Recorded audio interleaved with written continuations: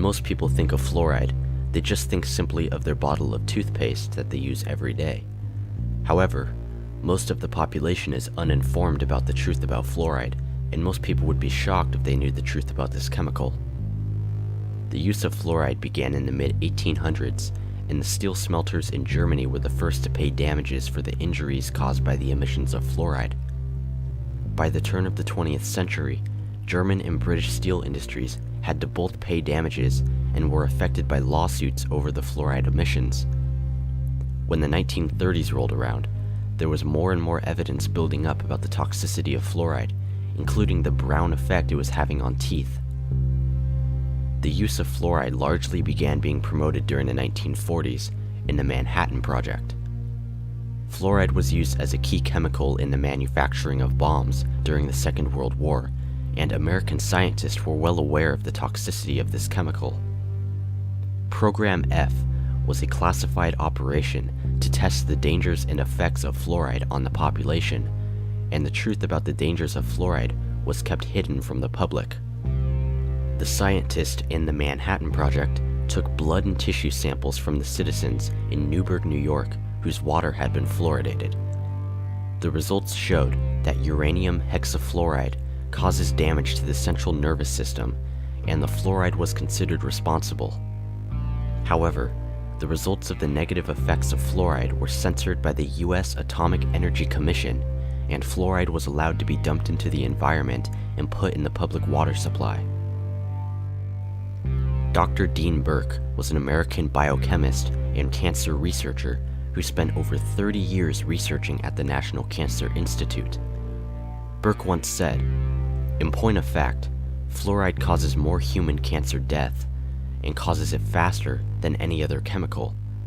And he seemed to have some convincing evidence of this. Here's an interview of Burke showing the connection of fluoride to cancer. Now, Dr. Burke, your research shows that if all of the United States had been fluoridated, it would mean about 70,000 extra deaths because of cancer per annum. Those are remarkable, impressive, and in fact rather disquieting figures. Could you shortly describe your research in this field and what results did you get from it?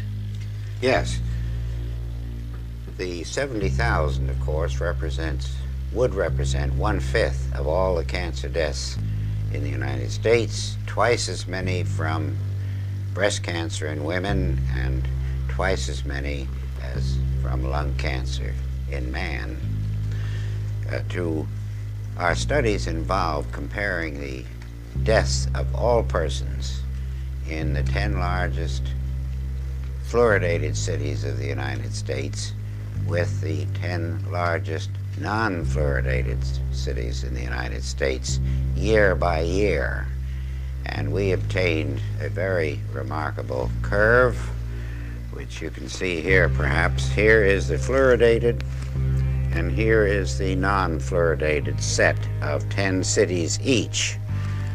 Here's where the fluoridation started, and before this time, both sets of cities were identical.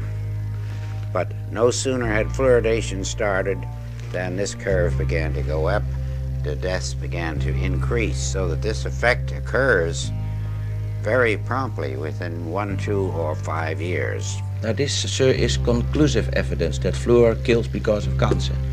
It is one of the most conclusive bits of scientific and biological evidence that I have come across in my 50 years in the field of cancer research.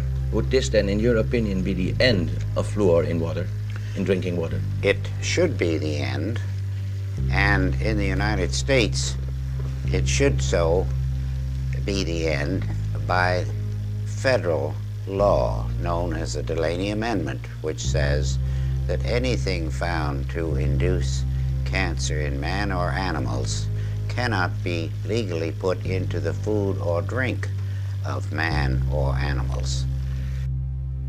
Fluoride has many effects on human health, including fluorosis, osteoporosis, arthritis, and even thyroid damage.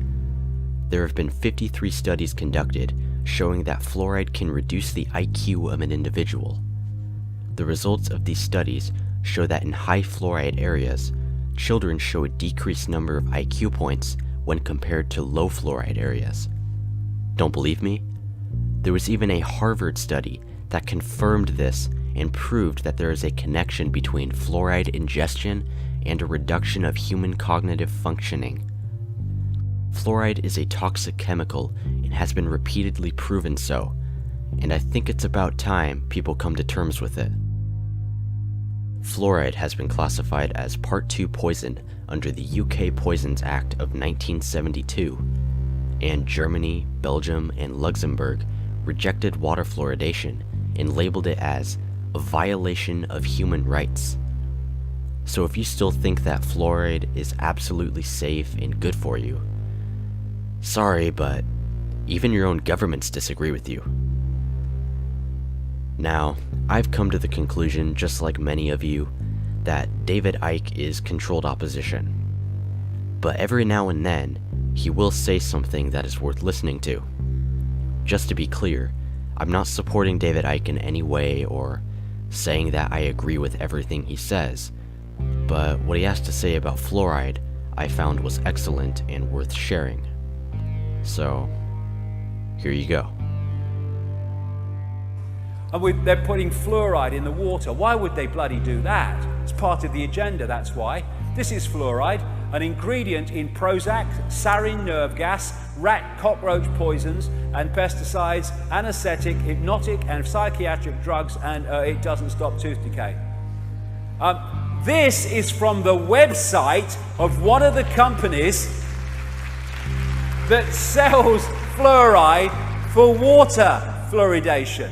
This is what it says about fluoride on its own website. There's many other examples of this with other companies that do it.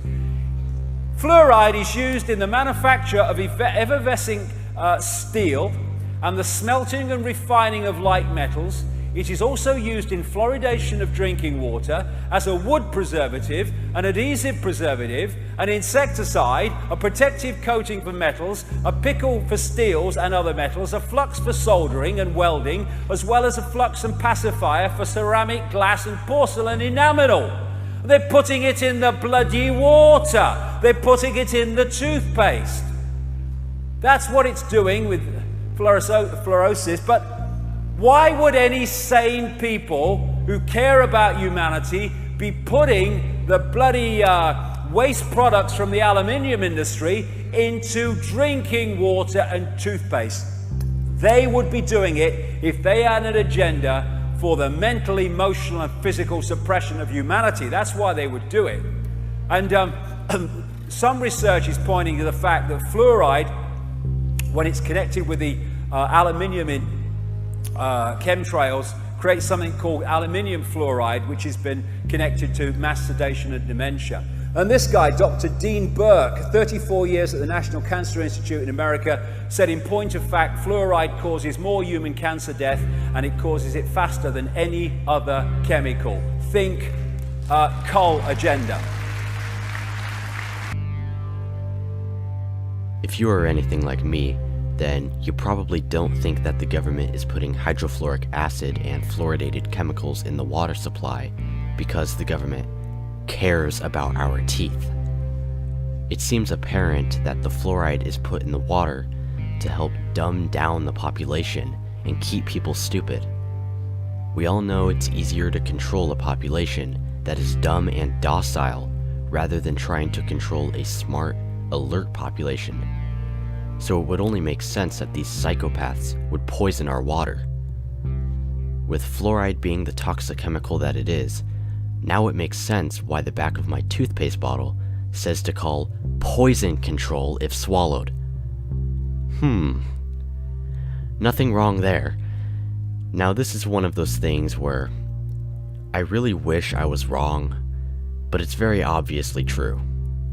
So I thought I might ask you guys if you know any good non-fluoridated natural toothpaste brands that I could use rather than continuing to willingly poison myself on a daily basis if I don't have to. If you guys know any good brands, then that would be extremely helpful. But anyways, as always, keep spreading truth, and till next time. Now This, you see, amounts to public murder on a grand scale. It is a public crime, it would be, to put fluoride in the drinking water of people. Now, the children of this cameraman and mine, sir, take fluor. Should we stop this immediately? Well, in my opinion, if they were my children, they would not take it anymore. I can only recommend for myself, but I would suggest to you that they stop it.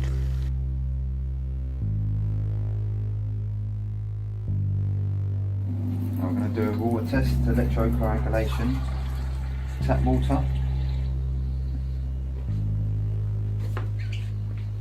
We've got smart water made by Coca-Cola.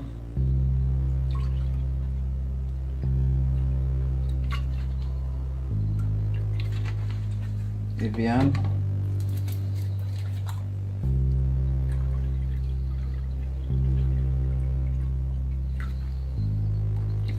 And distilled water, straight from the distiller, distilled last night.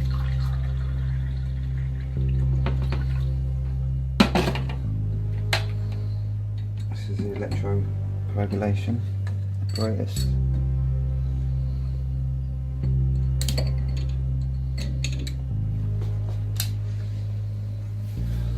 See the bubbling start straight away.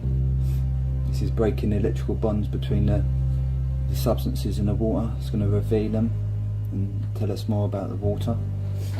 We've done a pH test and a ppm test on all waters. So we've got pH of the tap water 7.4, the smart water 7.2, the Evans 7.4, and the distilled water 7.1. And the ppm, parts per million, tap water 276, smart water 225, Evian 265, and the distilled water 002. It's usually 000, but it picks up carbon dioxide as soon as it comes into the jug and it absorbs it. So as you can see, the smart water is getting really dark, the tap water's also getting very murky. And as we can see, all the sediments in the water that are being revealed, this is what fills up our bodies. It gets in all in our tissue, in between our joints, causes arthritis later on in life, and all different problems and conditions, and leads to diseases.